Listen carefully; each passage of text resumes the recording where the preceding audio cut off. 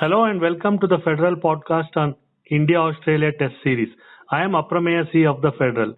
India dominated day one of the first test in Nagpur, restricting Australia to 177 and then reaching 77 for one at stumps. Ravindra Jadeja and Rohit Sharma were the star performers of the day. Jadeja took a 5-wicket haul on his test comeback, while captain Rohit hit an unbeaten half-century. To review the day's play, we have senior cricket journalist R. Kaushik joining us from the Vidarbha Cricket Association Stadium in Nagpur. Thanks, Kaushik, for talking to the Federal. Hi, Apu. My pleasure entirely. Thank you. Kaushik, first up, your thoughts on the opening day's play. India lost the toss, but still bowlers were brilliant and restricted Australia under 200. Yeah, it was a fascinating and absorbing test match action all the way through. It was a great start to the series as far as India is concerned. Australia will think that they did make the most of winning what could have turned out to be a crucial toss. Because for all the talk that was there in the lead up to this test match about the pitch, it didn't play badly at all. It's hardly a minefield, and neutral and honest observer will admit that 177 was definitely not par for the course as far as this surface is concerned.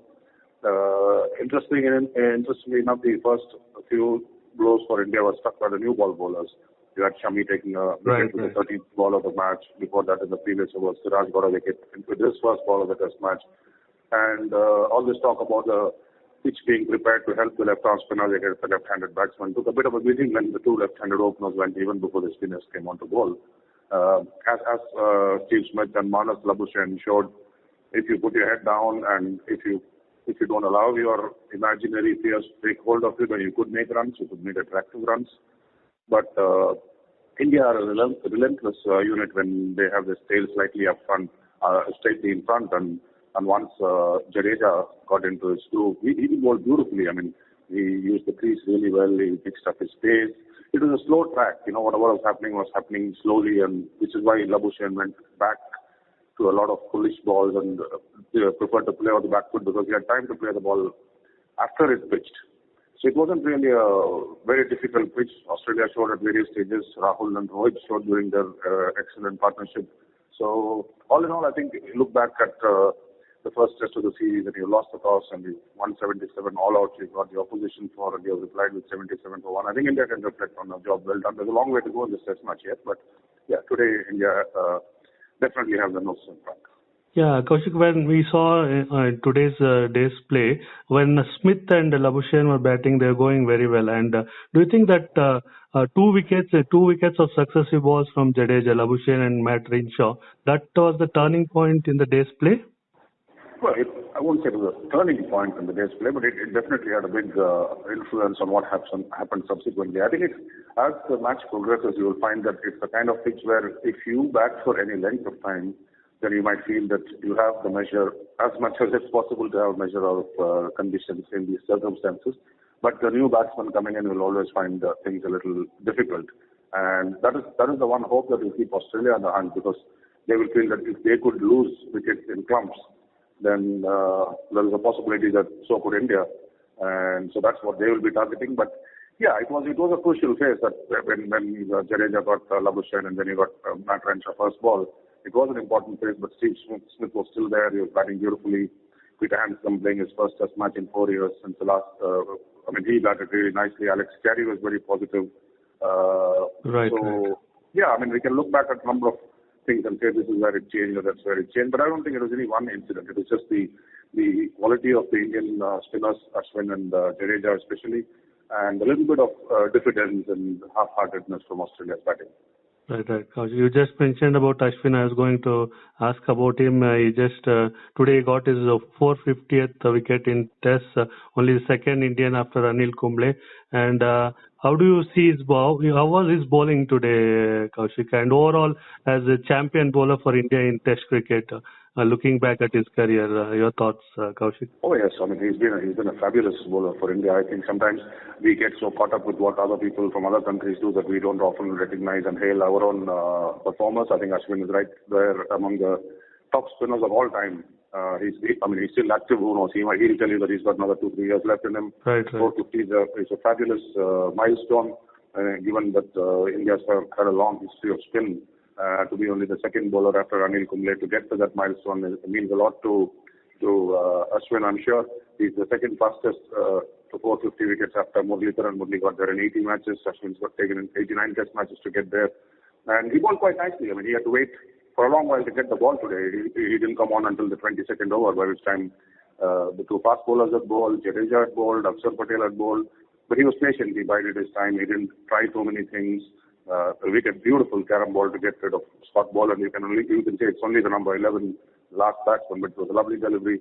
I thought he looked in control of himself. He was not impatient.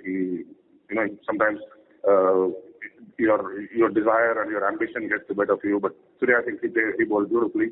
Right, Kaushik. And moving on, there were three debutants in the match: KS Bharat and Surya Kumar Yadav for India, and Todd Murphy for the visiting side. So how was their performances? And we saw KS Bharat executed a brilliant stumping to get Labuschagne. Yes, it was. I mean, it was a difficult pitch on which to make a debut. It was not a minefield, as we mentioned earlier, but it was not the rest of conditions as a wicket keeper. If you're making a debut, you would rather that it was a flat track where you can ease yourself into cricket. Bharat did not have that luxury. I thought overall he had a very good day. The record books will show that he conceded 7 byes. I think that's a little bit harsh because that's how this pitch is sometimes. One of those was one ball from Shami which flew down the leg side and went for 4 byes. So I don't think we should be too harsh on him. I thought he looked like he belonged at this level, and I thought his glove work was very tidy. He is a traditional gloveman. He's been around for a while. His experience, he's played a lot of first-class cricket, he's played a lot of India A cricket, and you can see that he didn't look out of place. Surya Kumar didn't have too much of a role. We'll probably get to see more of him tomorrow as the test match progresses. I was quite impressed with how the young off-spinner Todd Murphy bowled, actually.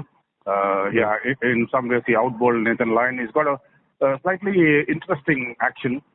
And I think the ball that got KL Rahul, I mean, I know if you look at it, you will think that it was a batsman's mistake and that it was just a soft dismissal, but I thought the ball just dipped suddenly and it was not as full as Rahul had expected. I think he's got a very bright future, this young kid. Nathan Lyon hasn't had a regular spinning partner for a long time. I know he's also towards the end of his career, but I think he will relish the opportunity to bowl alongside Todd Murphy in these conditions which are helpful to the spinners. Right. And looking ahead to tomorrow's day's play, how should India approach, and is there a way for a comeback for Australian bowlers? Yeah, I'm sure there is a way for a comeback because batting is not going to get any easier as this match progresses. I'm not saying that it's going to become diabolically difficult, but it will probably get progressively harder as the match progresses. So Australia need to be disciplined. They need to be patient like India were during the Labuschagne-Smith stand.